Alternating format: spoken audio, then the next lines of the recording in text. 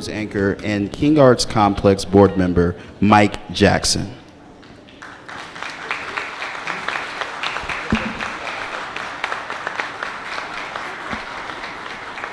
Thank you.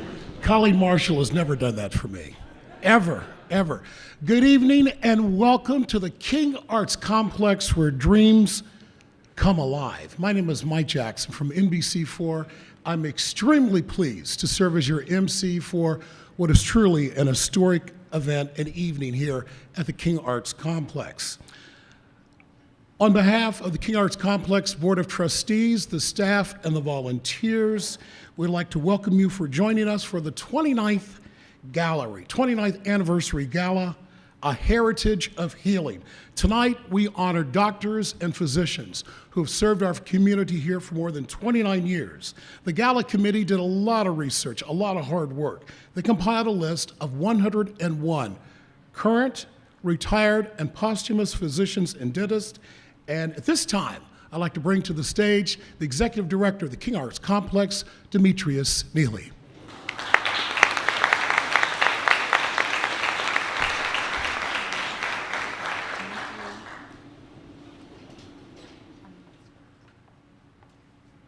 Good evening, everybody. Now, I can't resist saying this. Is there a doctor in the house? Couldn't resist it. Thank you so much for coming in this evening, and everybody is looking so lovely. We appreciate you for being here. So we tonight have a theme for our gala, and it is a heritage of healing, as you heard Mike say earlier. And this is a theme that is very near and dear to our hearts and our mission. We have been doing this work for 29 years, that is healing the community. And so it is appropriate tonight that we honor the doctors and the dentists who have been doing the same thing for 29 years. Now, we watch people transformed every day by the arts. They might be transformed by dance, visual arts, theater, music, and creative writing. It's amazing to watch people come in, especially children.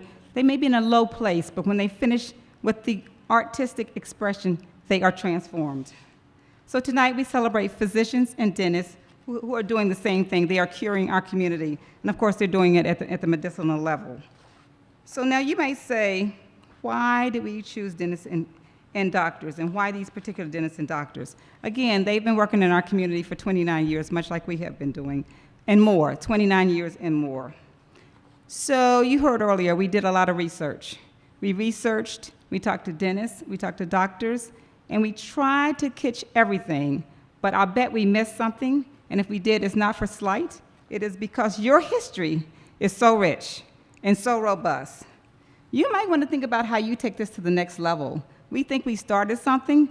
As you listen tonight, you will be so impressed with what we have here in front of us tonight. These doctors are not ordinary people.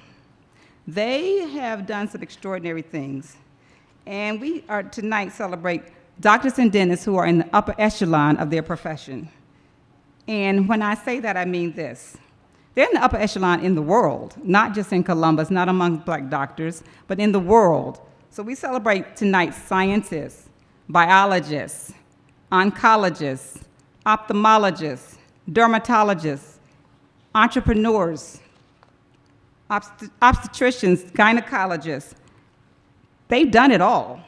And we're even celebrating a physician who delivered 14,000 babies. 14,000 babies. That's amazing. And we're also celebrating family practitioners and family dentists who have been in the trenches for over 50 years, some of them over 30 years. So you might say, okay, this is pretty cool, but what else are you celebrating? So I'll give you one example. Like tonight, we have a brain surgeon in the audience. I've never met a brain surgeon. I don't know about you guys, but that's pretty amazing stuff. So we celebrate a dentist who founded the first Black hospital, co-founder of the first Black hospital, a dentist. Yes, amen. So somebody should applaud that. So in short, we celebrate royalty, and tonight we crown the uncrowned royalty. At this time, I'd like to bring board chair Mark Corner to the stage, who will give us words from the board. Mark?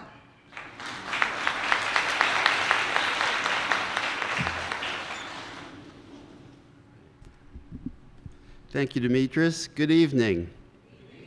On behalf of the Board of Trustees of the King Arts Complex, we welcome you and thank you for being here with us tonight as we acknowledge and celebrate the lives and accomplishments of a group of truly outstanding past and present healers. First off, we'd like to thank the honorary co-chairs for tonight, Dr. Augustus G. Parker III and Cheryl Gibbs Parker. Please join me in thanking them.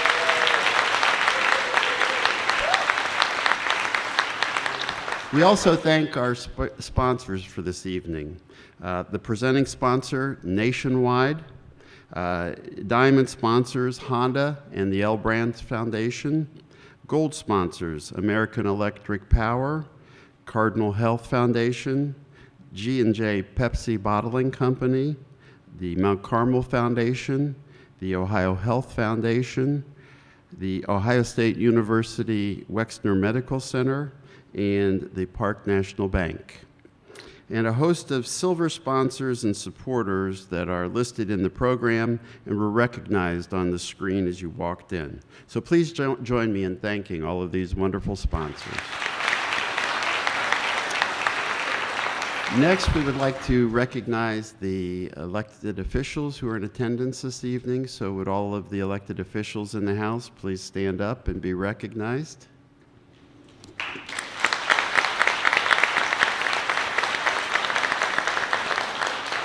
Again, thank you very much for being here with us for this very exciting evening.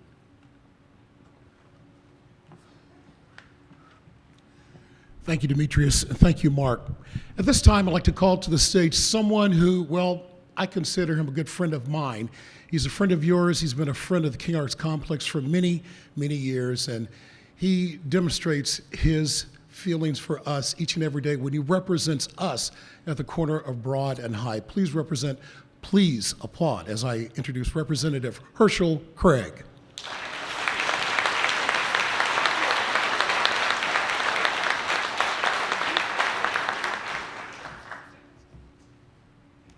Let us pray.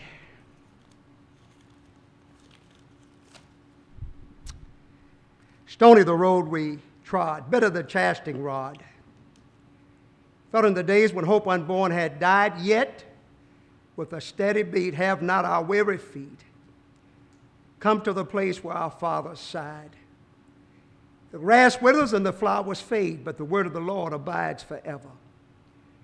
God, we acknowledge it is the day that you have made. We will rejoice and be glad in it. Today, God, we assemble on this auspicious occasion to honor the memory of our extraordinary medical trailblazers and recognize the brilliance and achievement of our medical heroes and sheroes of today, kissed by the sun born of ebony hue. Thank you, God, for strengthening their resolve, fortifying and their tenacity in the face of abstract and perverse poverty and the brutality and indignities of Jim Crow bigotry and prejudice. Through it all, successfully matriculating through their academic experience with excellence, becoming highly regarded and infinitely respected leaders in their profession, ensuring an enduring, powerful legacy for future generations. God, we pray their significant contributions to science and the quality of life, but not only the emblazoned in the minds and hearts of those in this room, but markers forever etched on the chronicles of the pages of history. Through it all, Grandma said, God can do anything but fail. God can make a way out of no way. Finally, God, we pray for the leadership of Director Neely, the board staff and volunteers of this seminal organization. Order their steps, guide their deliberations. Thank you for the vision, heritage of healing. And God, when this ceremony and other activities are concluded, when we leave this place but never from your presence, please keep us ever in your love and care. Amen.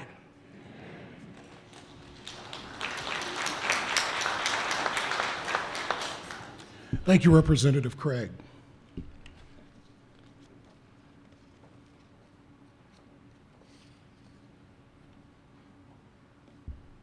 At this time, we'd like to call to the stage, representing from City Council, Jaza Page.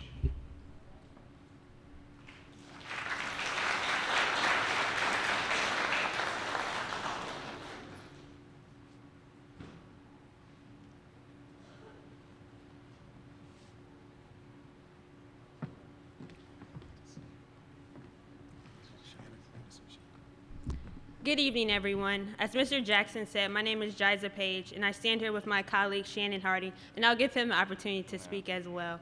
But we just want to welcome you all and thank you for the work that you have done throughout the city of Columbus. I remember as a child going to urban pediatrics and just seeing the area right there by Sunbury and Agler Road, and always knowing that because of the African American physicians and dentists who were in that area, I can grow up and be anything that I wanted to be. So again, I thank you for what you have done. I thank you for being trailblazers in the area of health and medicine, and I just ask you to continue to do the wonderful things so that young people can follow in your footsteps. So welcome, and I hope that you have a wonderful evening.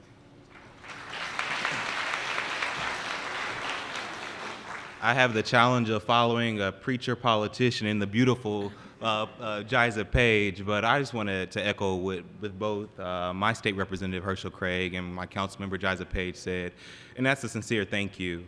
We would not be here without the work, the sacrifice of the folks, the doctors that are here in front of us. We stand on your shoulders, and we hope that we can continue to build on the legacy that you have laid here in Columbus. This is not about history, it's about memories.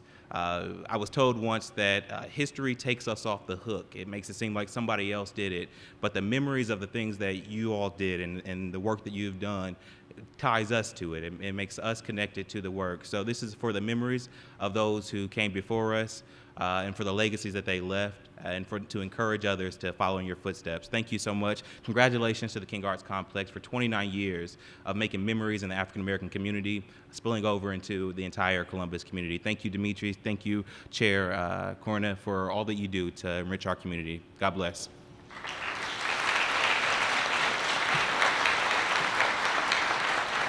Thank you, Shannon. Thank you, Jaza.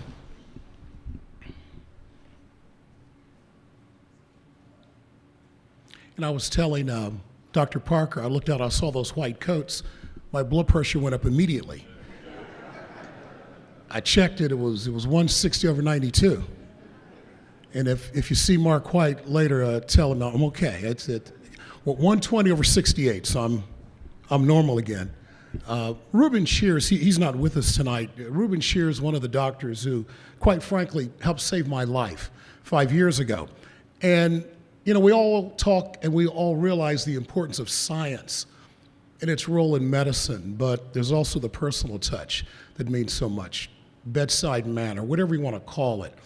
And it was a great relationship that I had at that time with Reuben, Dr. Shears. And you know, we joked around, he messes with the bass, and I used to call him Dr. Bass. And I said, I thought about being a doctor, but my grades, really didn't seem strong enough, Dr. Shears. What kind of grades did you have, Mike?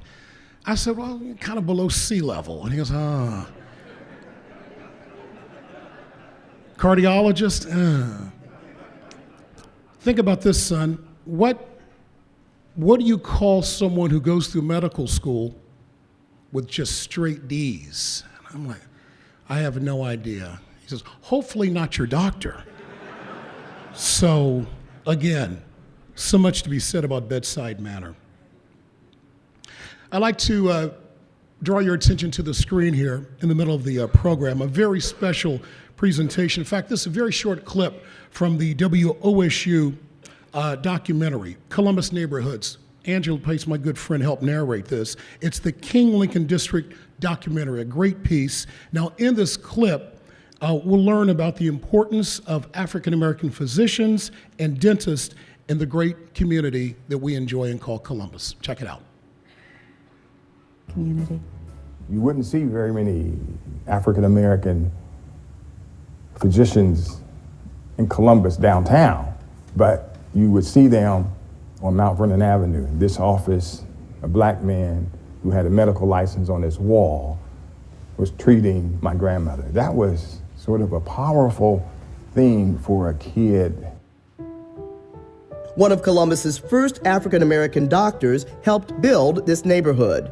The building you're sitting in is the first African American, first black hospital built in Columbus, Ohio. It was built by Drs. Method and Dr. Tribbett in the early 20s. Dr. Tribbett was a dentist here in this community. Dr. Method was a surgeon. They are one of the first early graduating classes of Ohio Medical, which was Ohio State University's medical college then at the time. And Drs. Tribbett and Method built this building because they found that they weren't necessarily going to get hired on in other practices and things, and that wasn't really their interest. Their interest was to provide high quality health care and resources to their community. They called Dr. Method the Dean of Negro Physicians. By 1930, this community had eclipsed other African American neighborhoods in Columbus. It was an example of how this was a railroad community that was really being dominated by the Irish and African Americans and other groups that were coming in to work on the railroad. So it was clearly a segregated hospital early on, and then it will change to be a hotel at a later time. The neighborhood would become predominantly African American, but it was never exclusively so. Many of the city's movers and shakers built fine homes on streets such as Miami Avenue. And really, they were the people that helped shape Columbus, not only from a business perspective, but also from a social perspective. And what happened, as is so often the case in Columbus, is folks kept on moving east, right? They moved to Franklin Park, then they moved to Bexley, and then further out. And as that happened, the successful African American business people and the successful professionals ended up buying these houses. Originally, the house was built in 1890 by a man by the name of Donovan, who owned a stove factory here in Columbus. And then afterwards, John D. White ended up purchasing the home from him. John D. White was a very famous African-American doctor. He moved here from Pennsylvania. He was an obstetrician. He was very involved in delivering a lot of the babies in the area, and he lived here for 60 years. The neighborhood's oldest church is St. Paul AME, founded in 1823. Dr. Method, the dean of the Negro Physicians, was a member. When the neighborhood found itself without a doctor, long after his hospital had closed, St. Paul's opened its own health clinic to serve the community.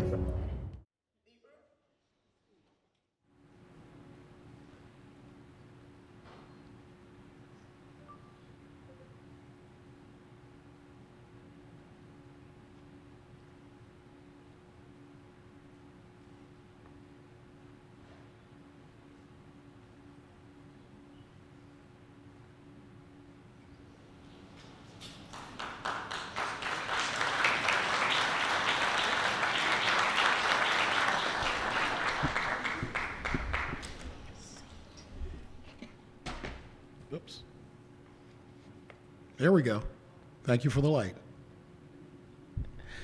Please welcome to the stage the honorary co-chair of the 29th Anniversary Gala, Dr. Augustus Parker III, Medical Director of Molina Healthcare.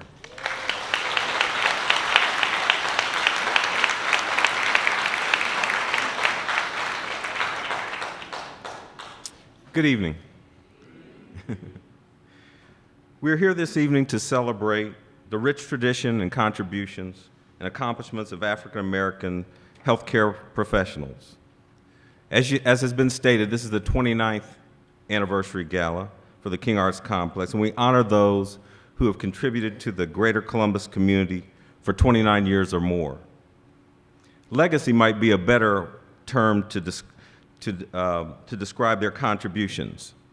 Many of our black physicians and dentists practice in our communities today. We stand on the shoulders of parents, grandparents, family, friends, and acquaintances of those that preceded us in practice.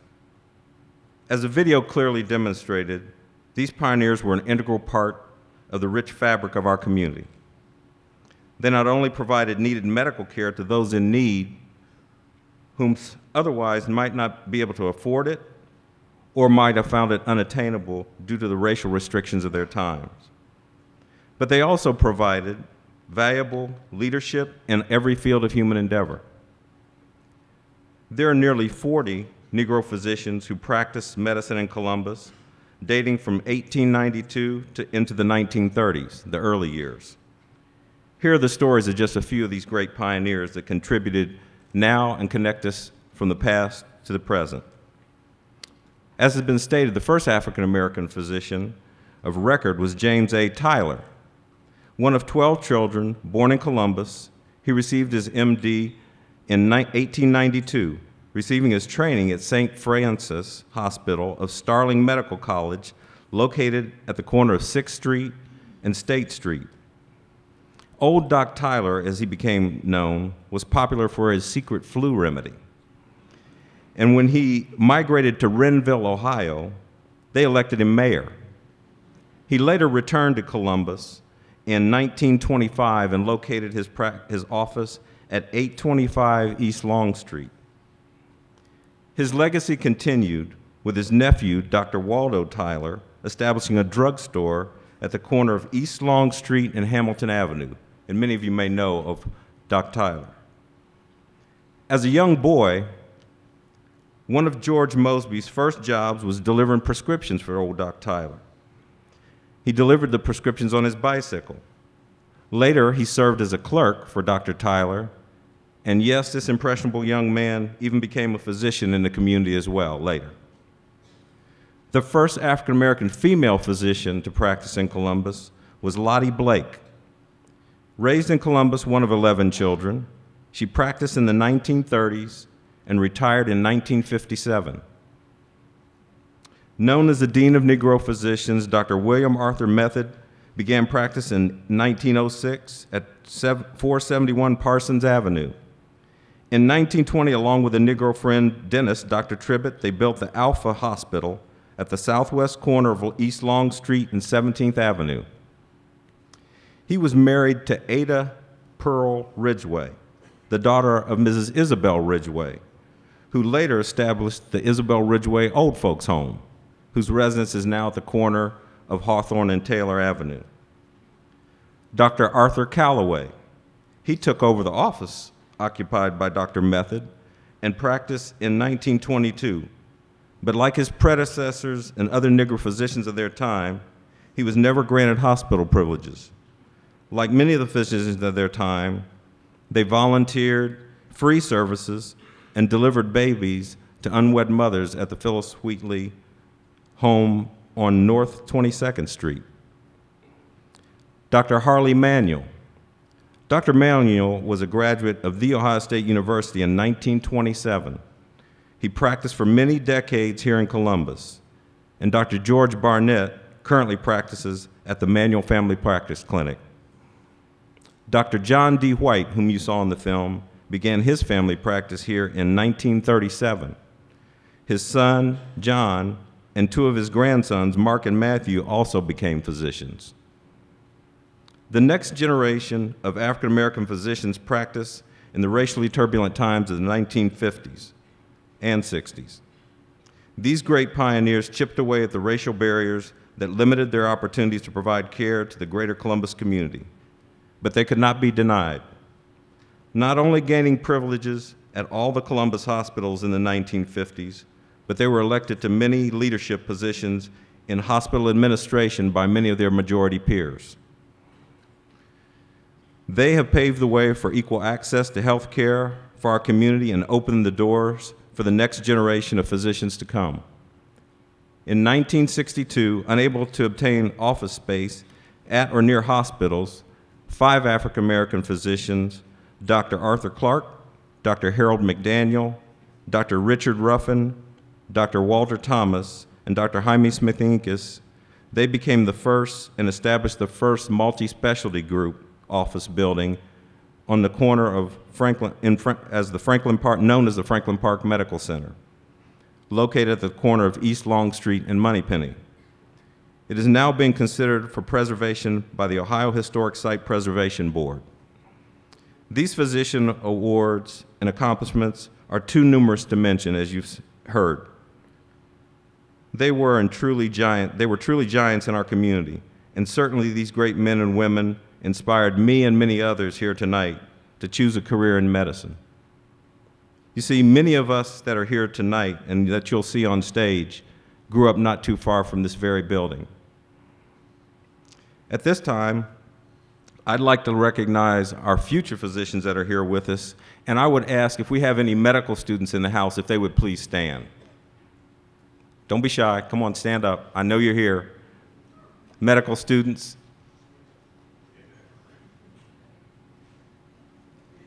If we have any medical students in the house, please stand and let's acknowledge them this evening.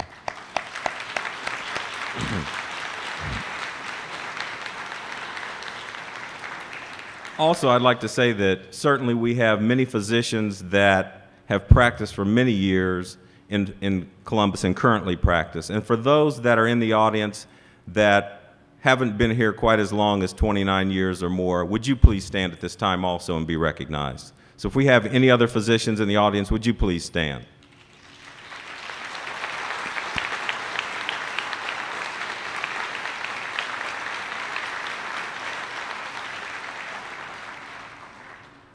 The impact and connection that our physicians and our African American physicians have with their patients can't be underestimated. At this time, we'd like to direct your attention to two short vignettes that demonstrate the power of these relationships. African American doctors make a difference in our community. I had my annual physical for my company. I'm driving, I'm coming home from work, and probably about 4:30 in the afternoon, and I get a text from Dr. Barnett, and I look at the text, and the text said, "You need to take your ass to the urologist right away or your ass is gonna die." Man, I went into super panic. So I drive down Broad Street, I turned in the middle of the street, flying down the street. My urologist's office is about a mile away. So I got to the urologist's office and actually made the appointment in person. I had a series of those conditions, as you just mentioned, visited with 7 different surgeons and specialists, and I was at my wit's end. What was the problem? Well, the issue was I had, as you just said, I had severe endometriosis and fibroids and significant blood transfusions. And I was told that I would never be able to conceive. And that was my desire. I wasn't married, and at the time I was 37 years old when I got the diagnosis, and my thought was, I want to have children someday. So what was the prognosis? Prognosis that I had prostate cancer. My PSA went from a 1 to a 12 in less than 6 months. One morning, I was frustrated with the process. I was praying, and I just felt led to call Dr. Gus Parker. I had been told I would not be a candidate for him given my significant issues, but I felt led to call Gus. I made the telephone call. He was so receptive. Next thing I knew, I had my surgery. It was very complicated. He was advised hysterectomy, but he preserved my womb. Have the confidence in the physician that you partner with, that he is going to help you achieve the goals for your health outcomes. Brothers, it's important to get a prostate check. 1 out of 2 of us will experience prostate cancer in our lifetime. If you 50 years old or over, make sure that you get a prostate check.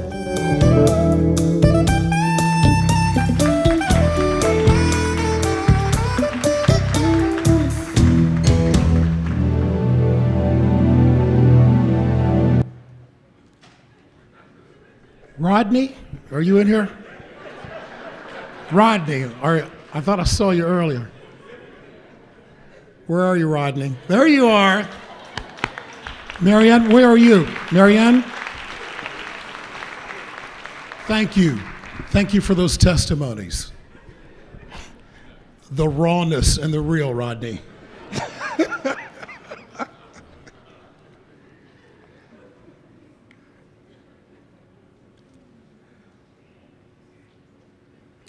At this time, we'd like to honor posthumous physicians and dentists who paved the way for the current and future physicians and dentists who serve our community.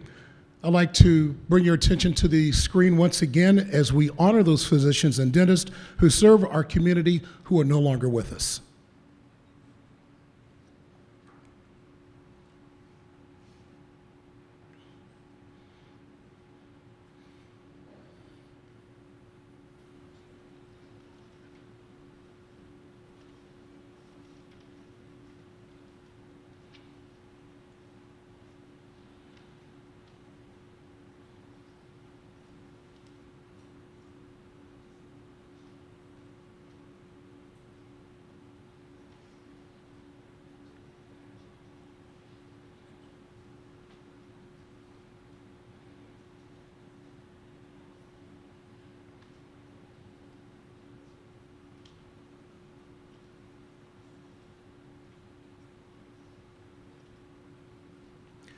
May we ask that any family members, those dentists or doctors who are no longer with us, please stand so we can acknowledge you.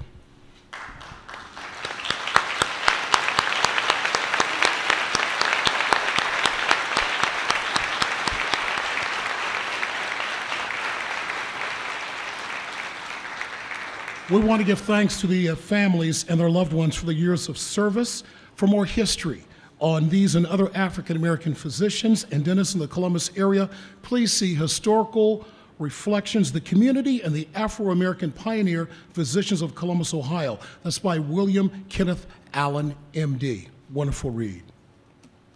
At this time, I'd like to ask my fellow King Arts Complex board members, Olivia Johnson and Ron Ransom, to join me on stage for the presentation of the gift to our very VIP honorees.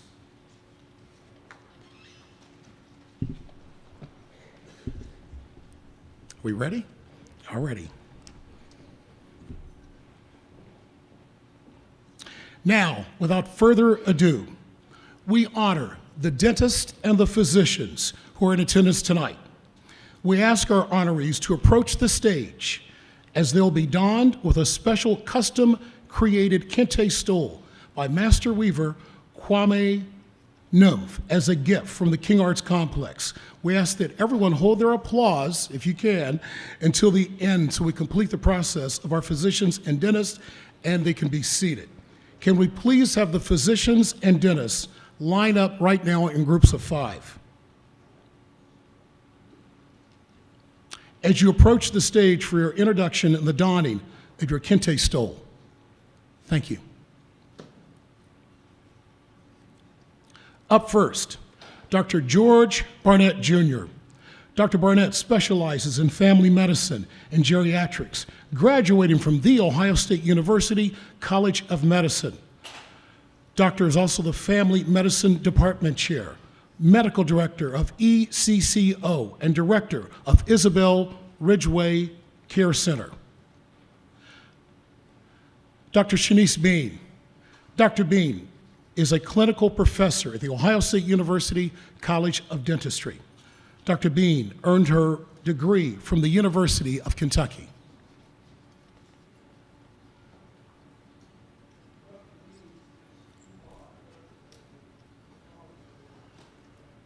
Dr. Bean is in Dubai.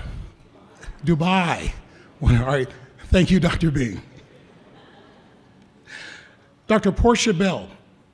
Dr. Bell opened her general practice, dentistry practice, in 1987, more than 31 years of service to the community. She graduated from the Ohio State University College of Dentistry.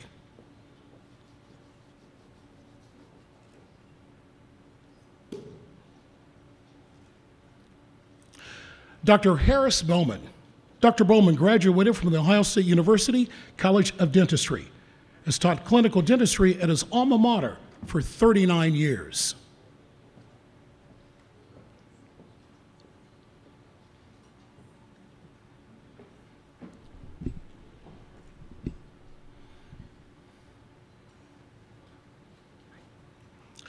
Dr. George Calloway, Jr.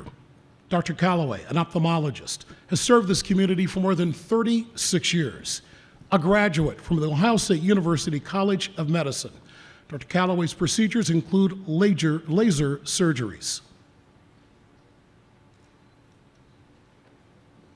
Dr. Quinn Capers IV. Dr. Capers is an interventional cardiologist and associate dean at his alma mater, the Ohio State University College of Medicine. Dr. Capers, also the dean of admissions of the College of Medicine. Dr. Dean also voted one of the best doctors in America. Dr. Arthur Neal Cole. Dr. Cole, certified neurosurgeon at Mount Carmel Neurosurgery. He's a brain surgeon. Dr. Cole graduated from Howard University College of Medicine.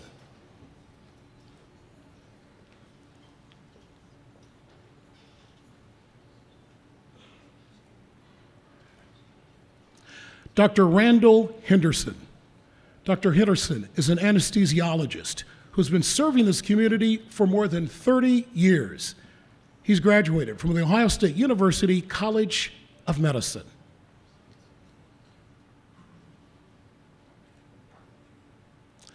Dr. William Hicks. Dr. Hicks obtained his medical degree from the University of Pittsburgh School of Medicine. He's served our community for more than 35 years, specializing in oncology and hematology. He's received numerous awards, including the Top Black Physicians of Black Enterprise and the 2013 Ray Miller Crystal Stair Case Award. He's also hosted the radio program, It's All About Health. Dr. Luther Ike. Dr. Ike has served this community as a dentist for 45 years. He graduated from Howard University College of Dentistry.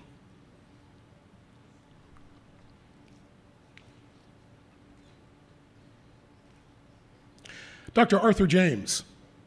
Dr. James graduated from the Ohio State University College of Medicine, board certified obstetrician, gynecologist, and pediatrician. Dr. James is the co-chair of the Ohio Collaborative for Prevent Infant Mortality. Dr. James has assisted in Ohio's improvement regarding infant survival.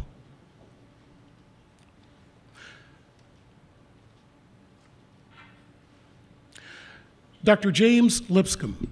Dr. Lipscomb graduated from the Ohio State University and is a family practitioner.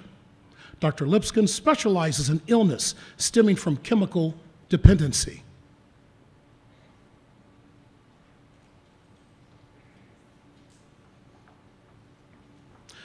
Dr. Leon McDougall. Dr. McDougall graduated from the Ohio State University College of Medicine. As an associate professor of family medicine, he is the first chief diversity officer for the Ohio State University Wexner Medical Center.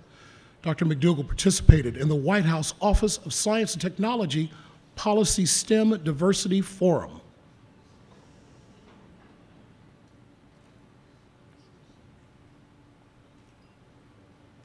Dr. Victor McCoy.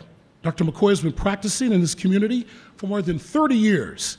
Dr. McCoy, a graduate of the Ohio State University College of Dentistry. Dr. Gregory Morrison. Dr. Morrison received his medical degree from Duke University School of Medicine. He is board certified plastic surgeon. Dr. Morrison is with Ohio Health, the Educational Partnership and Professional Diversity for the hospital system. Dr. Charles Noble. Dr. Noble's specialty is cardiology and electrophysiology, a graduate from the Medical College of Ohio. Dr. Noble, chairman of cardiology, Grant Medical Center, chairman of electrophysiology, Fairfield Medical Center, managing partner, Capital City Cardiology, director, Close the Gap Nonprofit Board, and board member of the McConnell Heart Health Center. Dr. Kwame Osei. Dr. Osei has been practicing for more than 35 years, specialized in the area of endocrinology, diabetes, and metabolism, a graduate from the University of Ghana Medical School, also the recipient of many national and local recognition awards.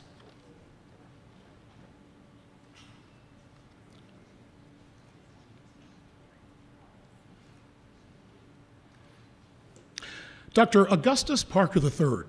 Dr. Parker serves as the state medical director of Molina Healthcare, and was the past president and founder of the Columbus Women's Healthcare Incorporated.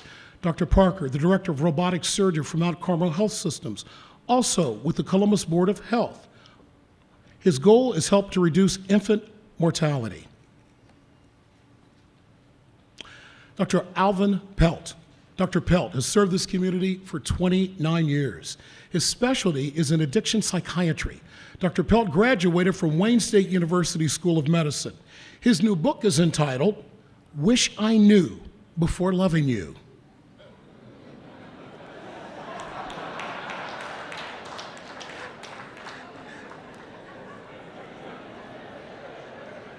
Sounds like a partnership with Al Green. But Dr. William Reynolds. Dr. Reynolds has been serving this community for more than 32 years. He specializes in orthopedic surgery. Dr. Reynolds graduated from the Ohio State University College of Medicine. Dr. Reynolds, clinical instructor surgery of the Ohio State University and chief orthopedic surgery at St. Anthony Hospital and Park Medical Center. Dr. Herbert Rowland. Dr. Rowland practices general dentistry in Columbus. He has served our community for decades.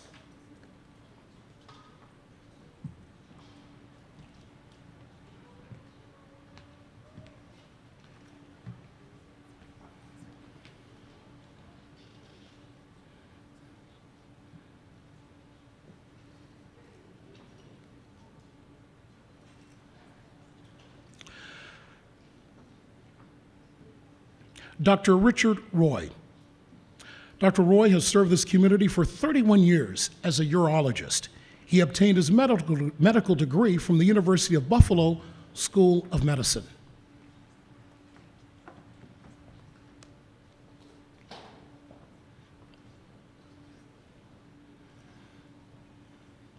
Dr. James Scott III, board-certified anesthesiologist. Dr. Scott, a volunteer for many organizations on medical missions, which have taken him to such places as the Ecuador, China, East Africa, Bulgaria, and India. Dr. Scott is passionate about global health. He is a graduate of the University of Cincinnati College of Medicine. Dr. Renee Taylor. Dr. Taylor owns a private practice, specializing in general pediatrics. Dr. Taylor, a graduate of the University of Pittsburgh School of Medicine, and has practiced in this community for 35 years.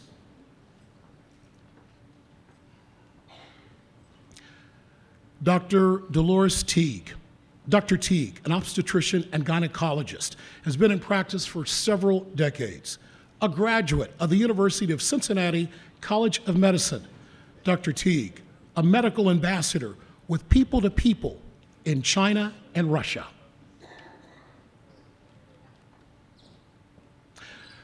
Dr. Olivia Thomas. Dr. Thomas graduated from Creighton University School of Medicine. Dr. Thomas oversees the Primary Care Network, which offers comprehensive health care for nearly 80,000 patients who attend one of the hospital's 14 community primary care centers. Dr. Mark Thurman. Dr. Thurman practiced medicine here in our community from 1993 to 2014. Specialty, gastroenterology, a graduate from the University of Connecticut College of Medicine.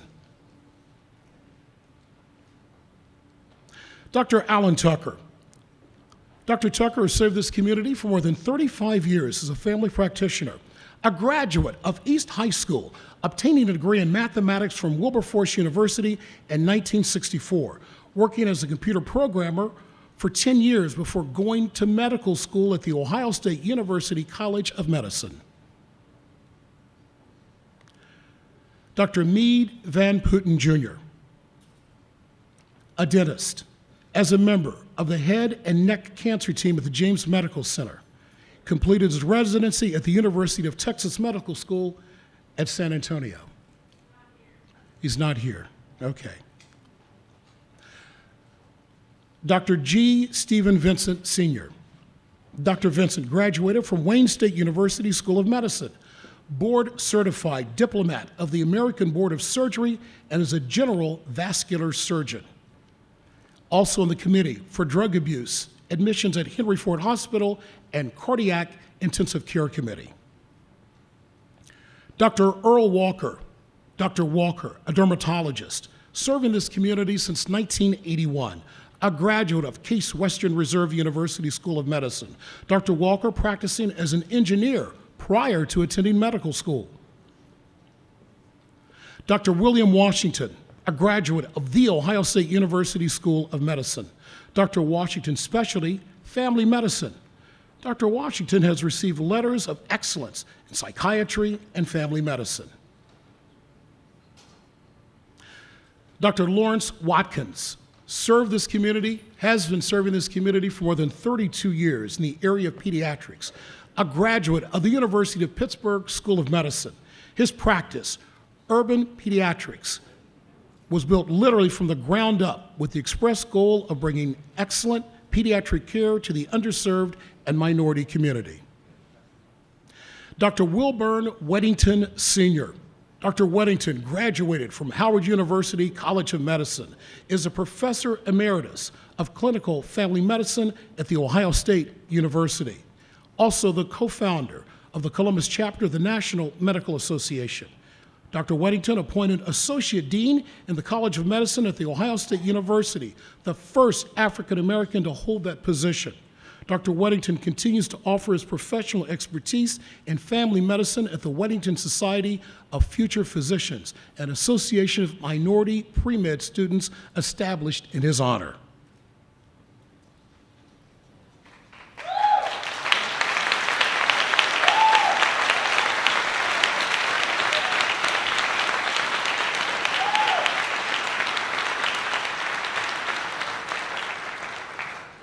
I told you to hold your applause, but I'm glad you did that. I was going to prime you to do that. Dr. Anthony Williams. Dr. Williams, a graduate of the Ohio State University College of Medicine. Dr. Williams practiced medicine for decades in Columbus and says he owes all of his personal and professional achievements to Jesse Williams, his father.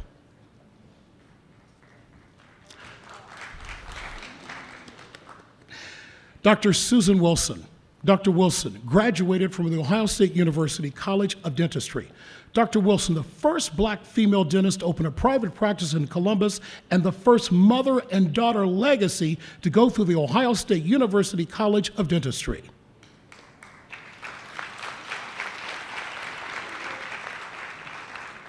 Dr. Donald Woodson has served this community for 30 years. Dr. Woodson graduated from medical college. Dr. Woodward, Dr. Donald Woodard, graduated from medical college in Ohio, in Toledo. His practice is family and addiction medicine.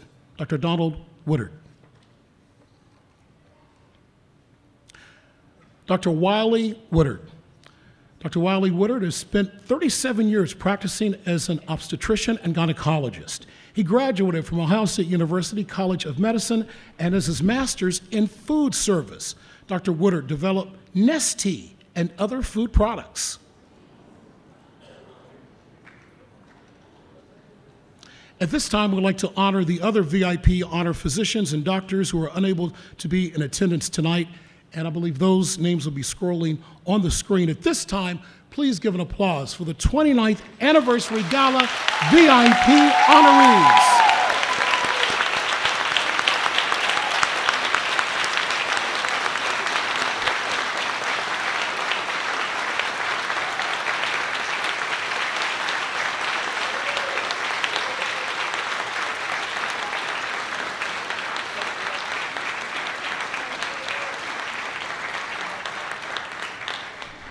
Please be seated, doctors.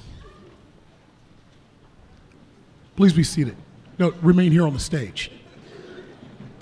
Oh, it's not over yet. How about if I can get just a show of hands? How many of you grew up here in Central Ohio? Show of hands. Okay. How many of you attended HBCU schools? West Virginia State. How many of you attended OSU Medical School? Quite a few. How many actively see patients in the hospital? Okay, good. How many of you have children who are in the medical profession? Doctors. Okay, acorn doesn't fall far from the tree. And, kind of, I don't trick question, who claims to be our oldest physician here tonight? I didn't ask you. Dr. Weddington, thank you so much. 91 years young.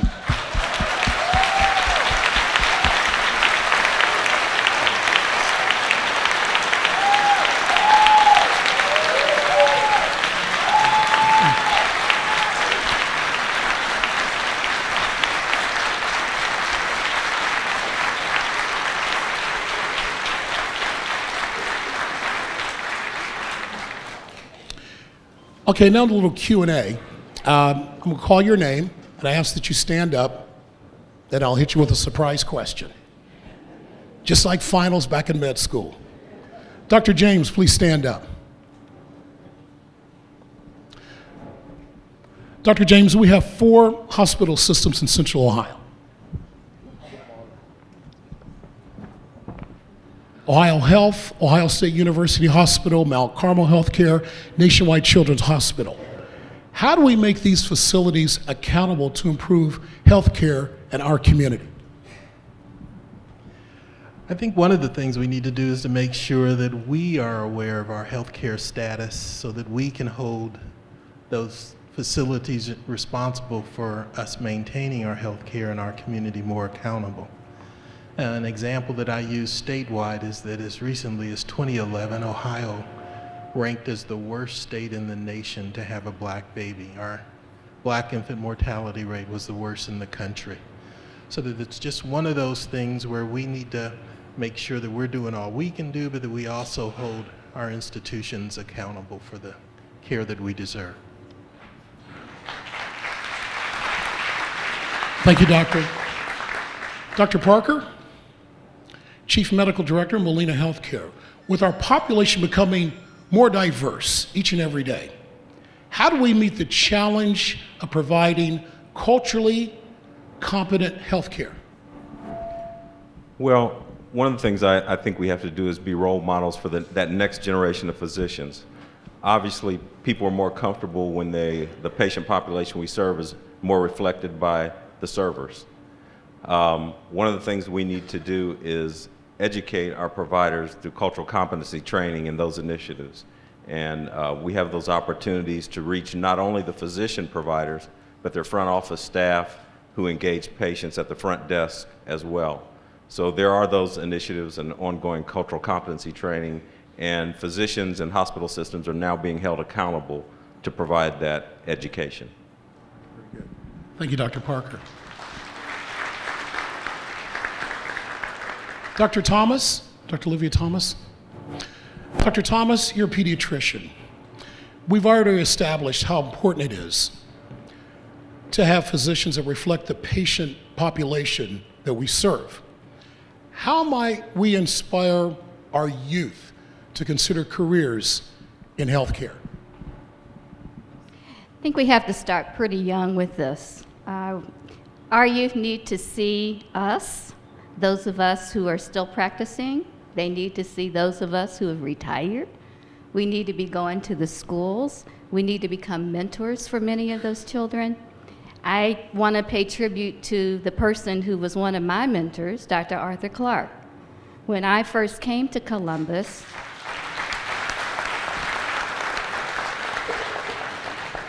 Dr. Clark was there for the 4 of us when we started at Nationwide Children's. I knew no one when I came here, but Dr. Clark took us under his wings.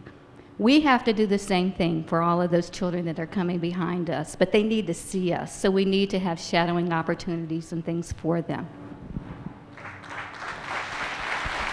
Thank you, Doctor. Dr. Hicks, please. Dr. Hicks, you specialize in cancer diagnosis and treatment. When it comes to cancer treatment, is it true that different ethnic populations respond differently to various medications compared to the majority of counterparts? Two-part question. And why is it important for African Americans to get involved in clinical trials? Those are good questions. I'll say this, that the more we understand that cancer is a genetic disease, and the development of our understanding of the human genome has allowed us to know that. All of us in this room have different genes. When a gene becomes mutated, we can develop cancer. So we understand that each person, not just racially divided, but each person can have a different cancer, even though it may be coming from the same organ, and their response can be different. In terms of clinical trials, it's amazing. When I graduated from medical school in 1974, we had about 5 or 6 effective cancer drugs. We now have hundreds of cancer drugs. Fortunately, we are in the development stage of new drugs that are not as toxic as the chemotherapy drugs we've been using. We're giving more individualized care, dealing and manipulating our own immune systems to help us fight cancer. Thank you, Doctor. In fact, thank you to all of our VIP honorees tonight. This time, I'd like to bring back to the stage the Executive Director of the King Arts Complex, Demetrius Neely.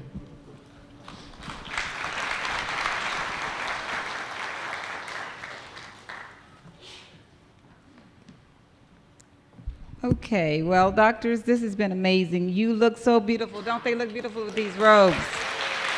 I am so impressed. Thank you, thank you, thank you for all you've done for our community. And at this time, I think I'd like to ask you to return to your seats, and we will move on to the conclusion of the program. But this has been amazing, hasn't it? I wish we had more time. Thank you so much.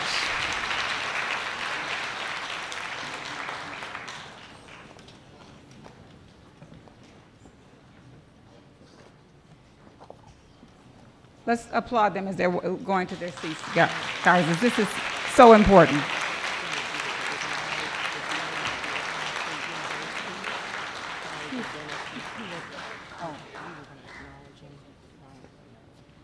Okay. While they're all returning to their seats, I want to make special note for several noted people. The Dean of the Ohio State University College of Dentistry is here. Would you please stand and be recognized?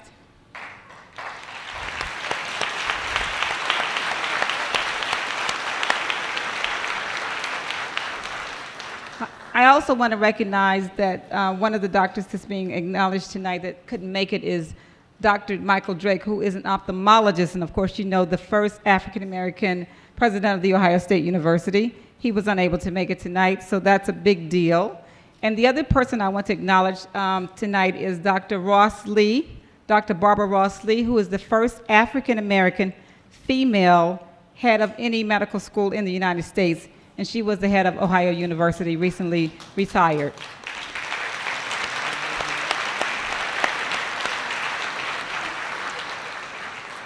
Now, we have a little small portion of our program. We're moving to conclusion that we want to talk about.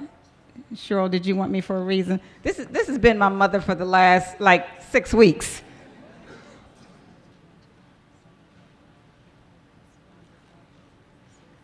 Oh, yes.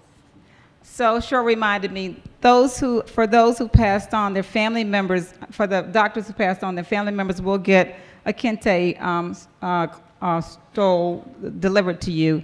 And so we will work with you to get that address, make sure we have your address so that we can get you all one of those. So at this time, we're going to move on to the second part of our program, which is a live auction. Chris Davis, are you in the house tonight? Is Chris here? Yes. So Chris is an auctioneer. Now, I want to tell you a little bit about this. This is how it works. Chris is the best at what he does. He can do this in about 12 minutes, maybe, Chris. About 12 minutes, right? Probably can get it done in about 12 minutes. A little bit around that. We have some packages, some very wonderful experiences that we're going to be auctioning off tonight. And then we have something that we're going to, we have some scholarships for our children.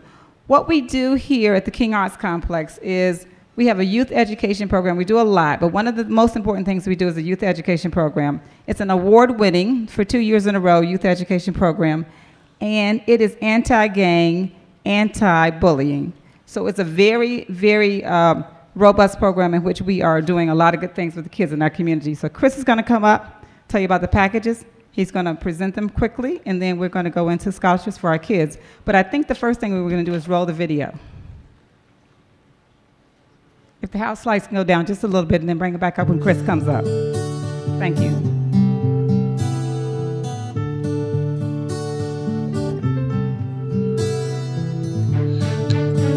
I really like the King Arts Complex camp because it inspired me to dance, and it also inspired me to come out my shell for drawing and not think that I'm not that good at drawing or a dancer. So they helped me come out my shell and dance really well. I started coming here. I didn't know if I would fit in, and they make you know that you're going to fit in, it's going to be okay. And they have nice teachers. It's a fun camp, and you can go on field trips and make some new friends. I think kids should come to this camp because they will be able to they'll be able to have fun. They can create plays if they want to. They'll be able to do movement and other stuff, and it's just really fun here. I told my friends already last year at my school that they need to come because it's a really fun camp and we all like to sing and dance. So I would really like to help children with mental challenges, and I want to help them without being aggressive, and they can be able to learn like a normal child, and I can teach them how to dance and draw and not be aggressive. Well, I have written 3, maybe 4 plays, and I am doing one this summer actually, and I want to start a spy up series. That's what I call them. I do it with my friends at school, and I really love to do it. So in closing, what would you tell some of your friends and some of your classmates about the King Arts Complex to get them to come?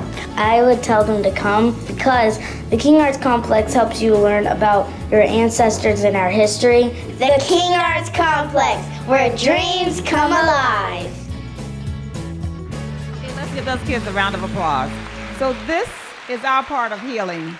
This is what we do to help heal our community. So what you just saw was an illustration of that.